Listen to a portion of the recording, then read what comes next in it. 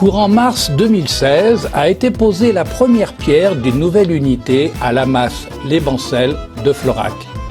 Pour symboliser cet événement, de nombreux invités ont répondu présents à l'appel de l'association départementale des amis et parents de l'enfance inadaptée qui gère cette structure, Les Bancels de Florac. Ce sont 18 entreprises de Lozère qui vont réaliser les travaux. Élus, administrateurs, les résidents et leurs familles ont tour à tour pris la truelle pour sceller cette première pierre. Cette 6e unité accueillera des résidents souffrant de troubles autistiques.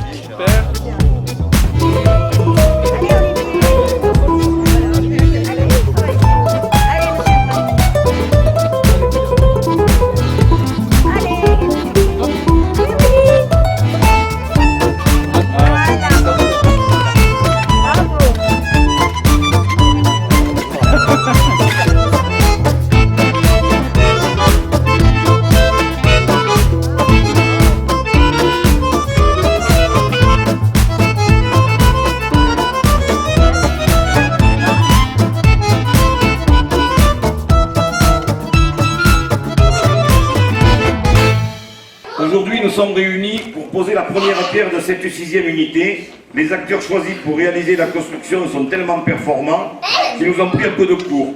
Mais nous avons quand même souhaité marquer cet événement par une petite fête avec vous. Le conseil d'administration a pris une délibération favorable pour cette construction le 19 février 2014, à l'unanimité. À partir de cette date, nous avons constitué une commission de travail. Nous y avons associé les résidents, des parents, des professionnels, des employés, l'équipe de direction, tout ce monde dans nos côtés. Je vous disais tout au début que nous parlions pour le moment de la 6e unité. Je vous demande aujourd'hui de réfléchir, tous, les résidents, les employés, le personnel, les administrateurs, de réfléchir au nom que nous allons lui donner, car c'est bien une maison indépendante qui sera rattachée à la Masse en matière de gestion, mais qui gardera son caractère autonome entre guillemets.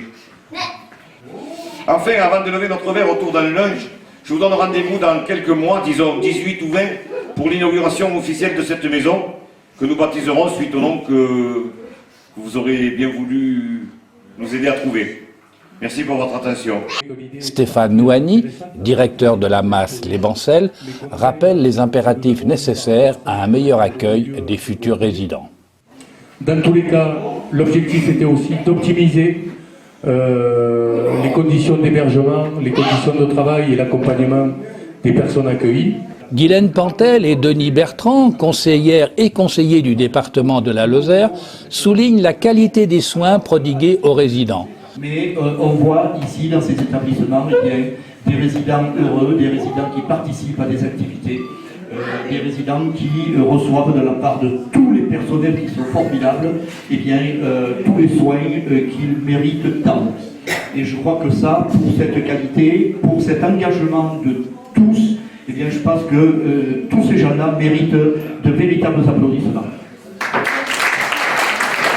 Rendez-vous est pris pour l'inauguration officielle de cette nouvelle structure.